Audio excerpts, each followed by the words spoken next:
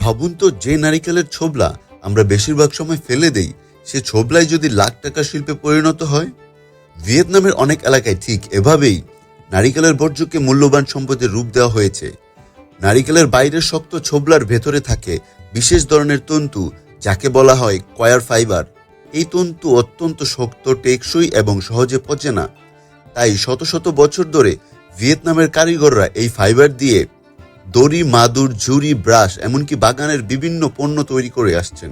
তাই শত শত বছর ধরে ভিয়েতনামের কারিগররা এই ফাইবার দিয়ে দড়ি, মাদুর, ঝুড়ি, ব্রাশ এমনকি বাগানের বিভিন্ন পণ্যও তৈরি করে আসছেন।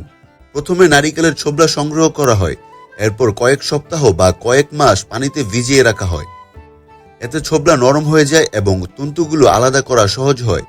এরপর বিশেষ যন্ত্র বা হাতে ছোবলা থেকে তন্তু আলাদা করা হয়। তন্তু বের করার পর সেগুলো ভালোভাবে ধুয়ে রোদে শুকানো হয়। শুকিয়ে গেলে তন্তুগুলো লম্বা লম্বা আঁশে পরিণত হয়। এরপর কয়েকটি আঁশ একসঙ্গে পাকিয়ে তৈরি করা হয় দড়ি। এই দড়ি এতটাই শক্ত যে মাছ ধরার জাল, নৌকা বাঁধা, কৃষিকাজ এবং নির্মাণ কাজও ব্যবহার করা হয়। শুধু দড়িই নয়, এই একই তন্তু দিয়ে তৈরি হয় সুন্দর ও টেকসই মাদুর। দক্ষ কারিগররা হাতে বা তাঁতের সাহায্যে নকশা করে মাদুর বুনে থাকেন।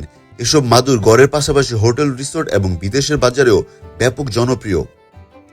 সবচেয়ে মজার বিষয় হলো, কয়ার ফাইবার সম্পূর্ণ প্রাকৃতিক এবং পরিবেশ বান্ধব। প্লাস্টিকের পরিবর্তে এই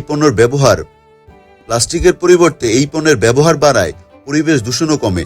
এছাড়া নারিকেলের যে অংশ আগে ফেলে দেওয়া হতো, সেটি এখন হাজার হাজার মানুষের আয়ের উৎস হয়ে উঠেছে। আজ ভিয়েতনাম বিশ্বের অন্যতম বড় কয়ারজাত পণ্য উৎপাদনকারী দেশগুলোর একটি। এখান থেকে তৈরি দড়ি, মাদুর এবং অন্যান্য পণ্য ইউরোপ, আমেরিকা ও এশিয়ার বিভিন্ন দেশে রপ্তানি করা হয়।